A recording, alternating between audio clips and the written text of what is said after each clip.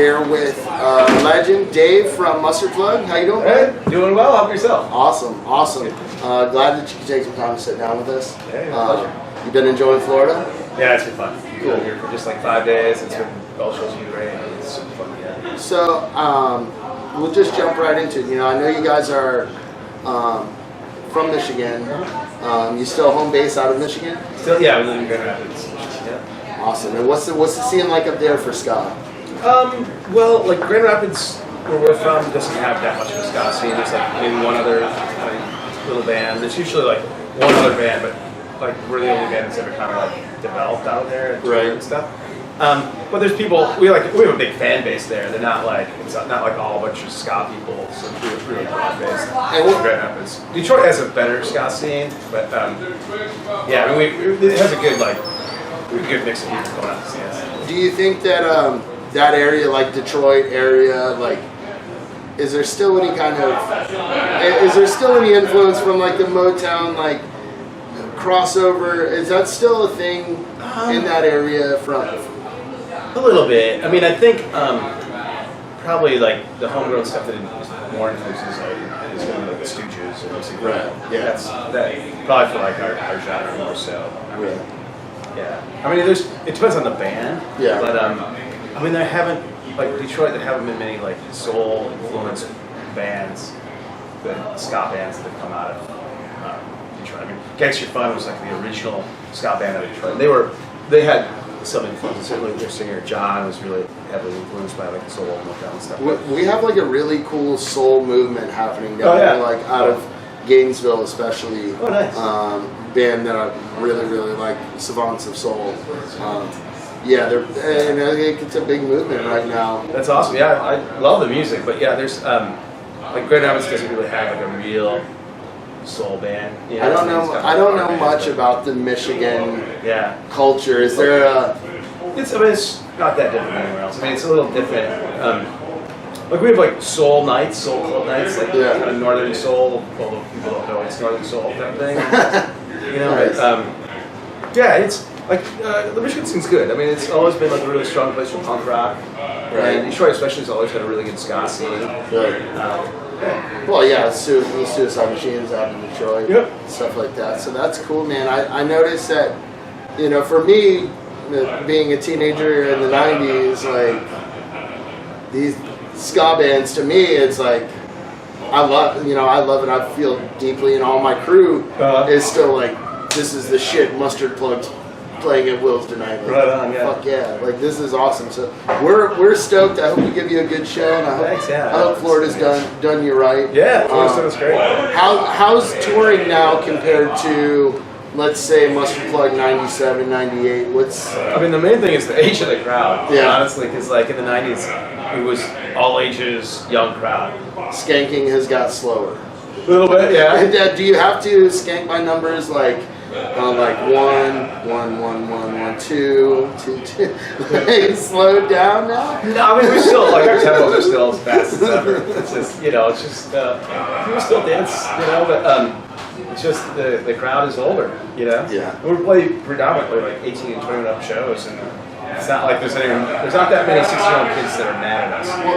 Which in the '90s, like that would have been a different story. It's weird because it's, as somebody that books shows and promotes shows, it's hard to find places that even let you do all ages shows, and it's tough. And I think that really hurts.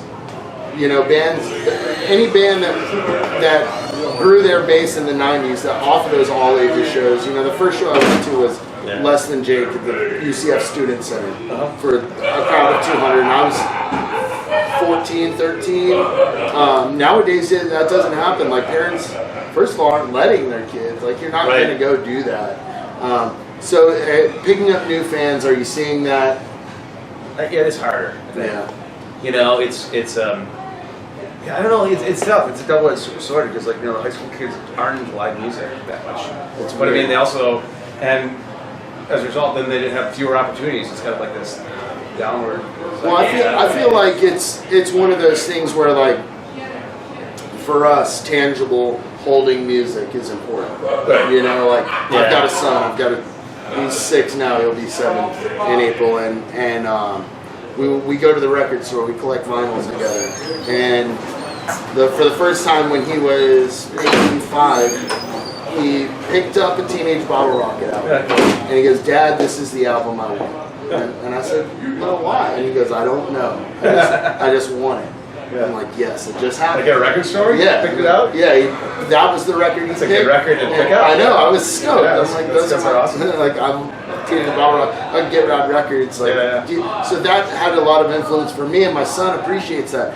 Picking up a record and opening up, and the art of holding that record in your hand. Yeah, I know. I think a lot of people realize how much they missed it, myself included. And like when we hit the road, when we're on tour now, we're like spending a lot more time in like record stores than we ever have. Like back, 10 years ago, we kind of took it all for granted. We were really kind of stopped collecting vinyl almost for a little bit, and buy CDs or whatever.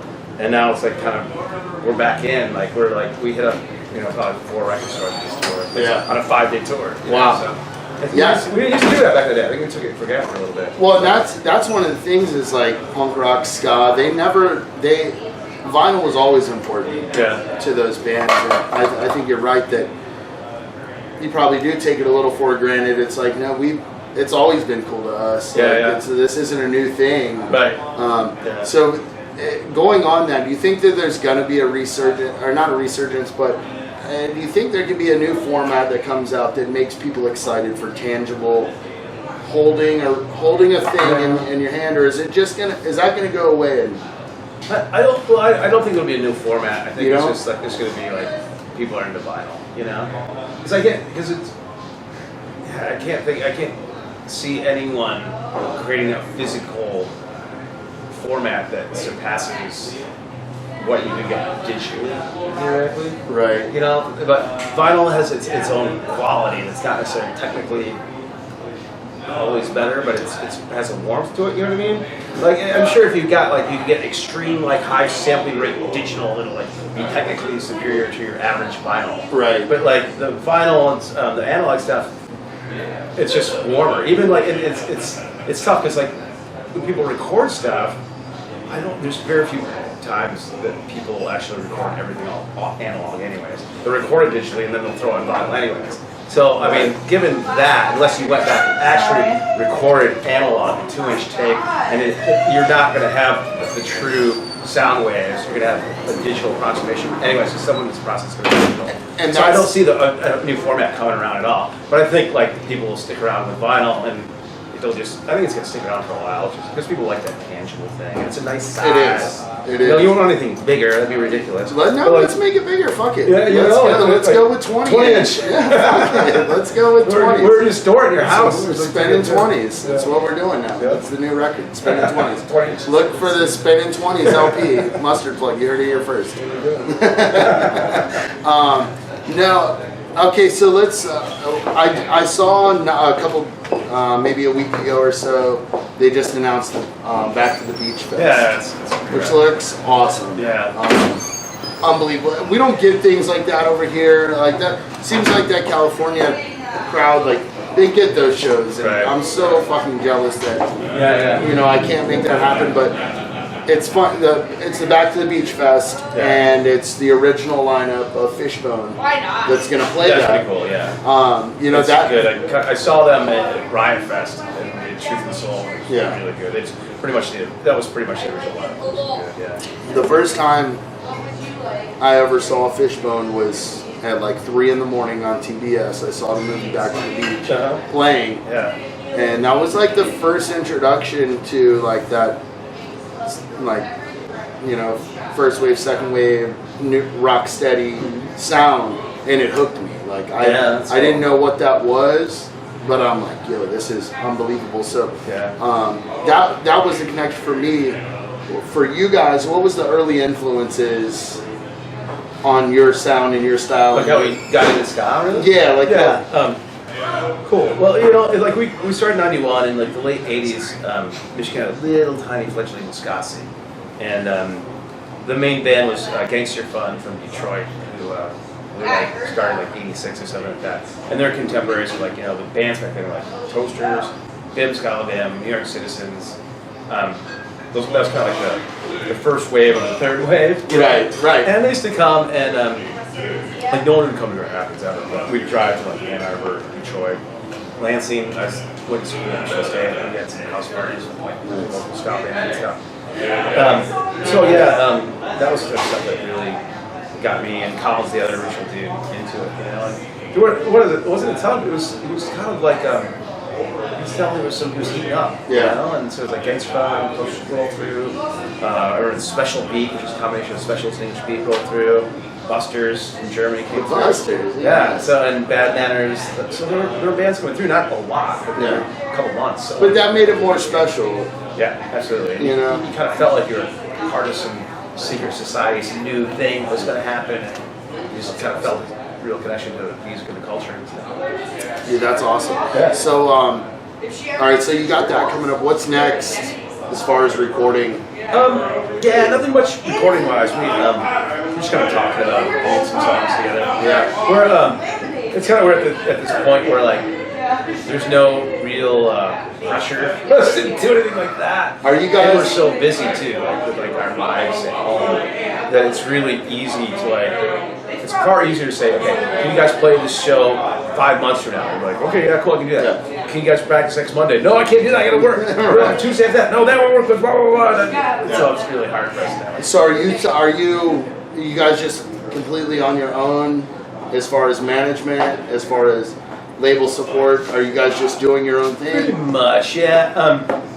Like Hopeless Records put out some of our old stuff. Our last one was kind of a partnership self-release. We just kind of half self-released, but we worked a little with No Idea on that one. So that record with No Idea, well, No Idea, it's funny. We did an interview with Ryan Young from Off With Their Heads who had some choice words to say about No Idea Records. Like, how was your experience with No Idea? It was good at first, but I think they're having some hard times. I don't know. I think it's the classic thing of like you have a label, and all of a sudden your little punk label, then a few of your bands explode, right. And you have a bunch of money coming in, so you sign a bunch of other stuff, and you put out a whole bunch of crap and things rolling, put out tons of stuff, and then all of a sudden, but that other stuff isn't selling like hot water music, right? And then all of a sudden the bills come in.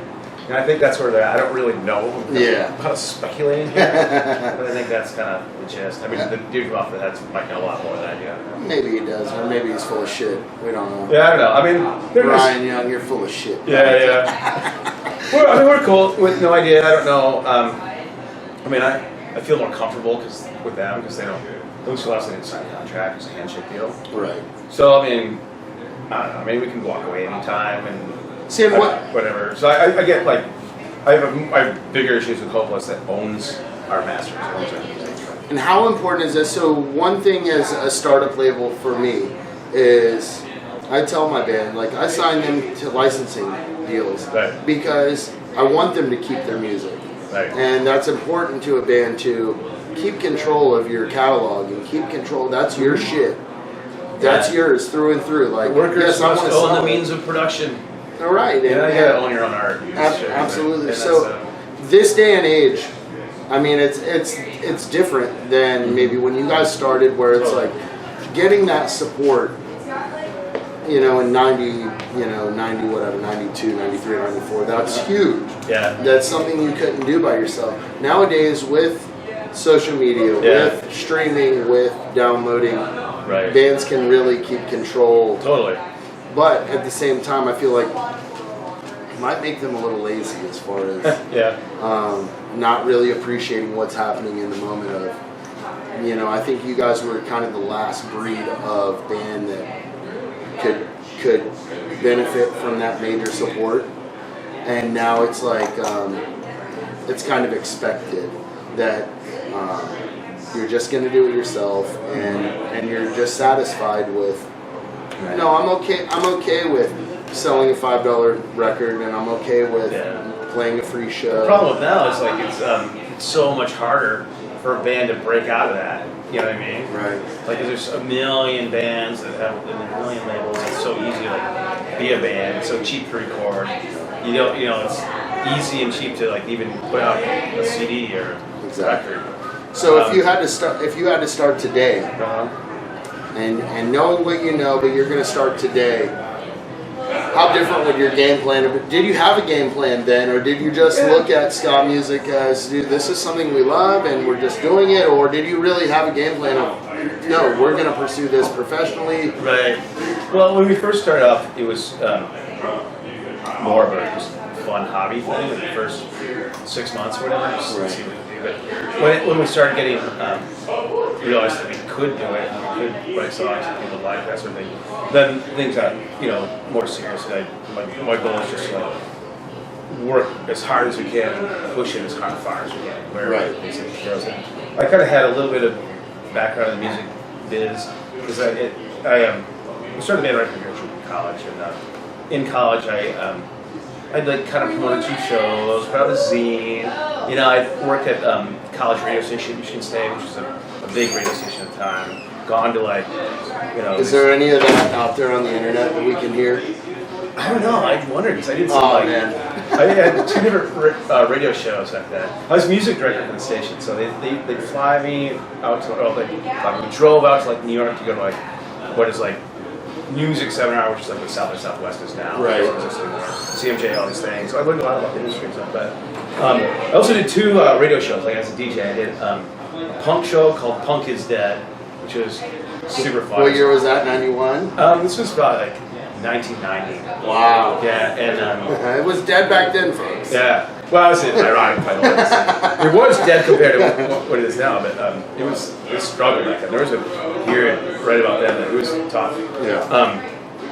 And all these, it's funny because it was 89 or something. Most of the punk bands broke up, or they put out went in different directions, 7 seconds of metal, and maybe DRI went metal, Suicidal Tendencies went metal, 7 seconds went Wannabe U2, Bad Religion, I don't know what the fuck. Well, actually, Bad Religion saved it. Well, actually, but not in 90. Well, that's the funny thing. They did put out.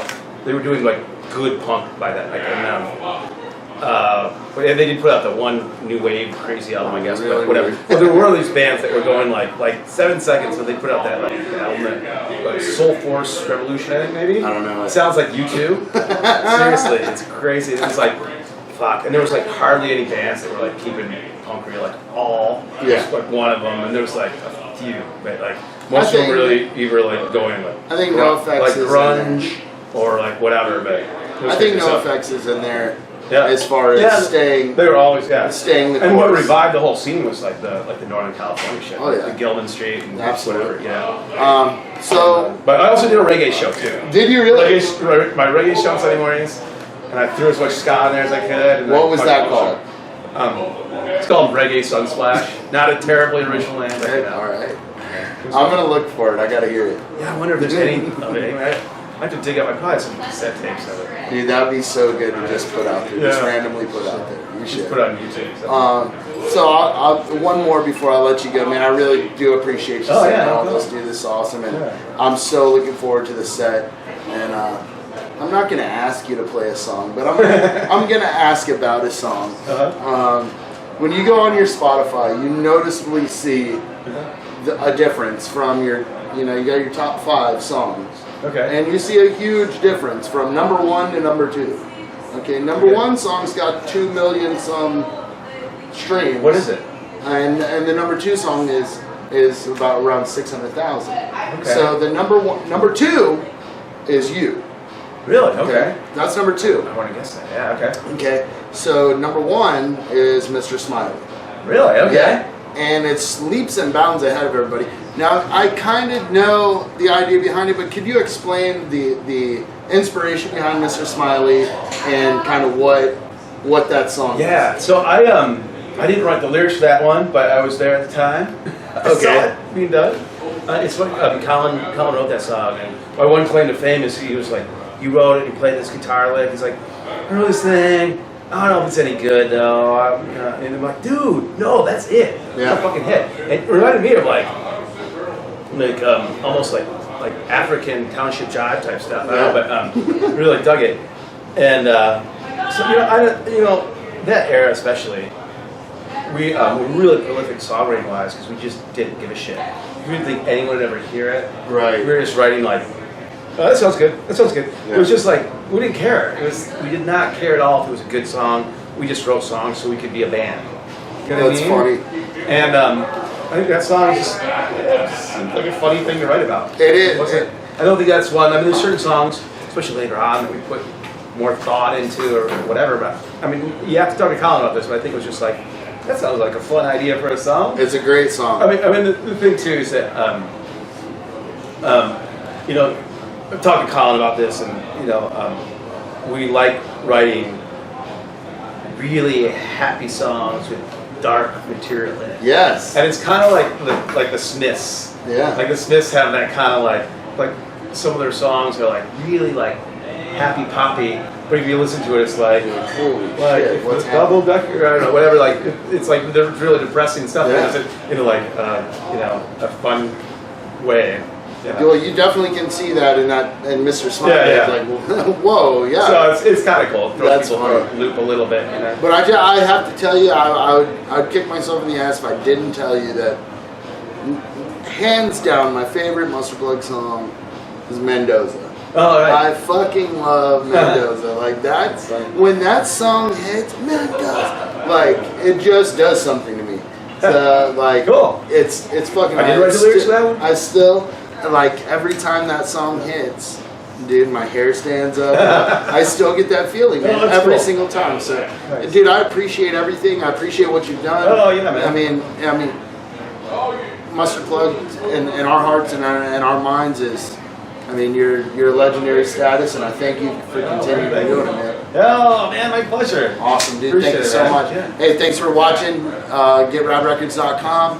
We'll catch you next time. See you. Awesome, dude. Thank you so much. Yeah, That was no awesome.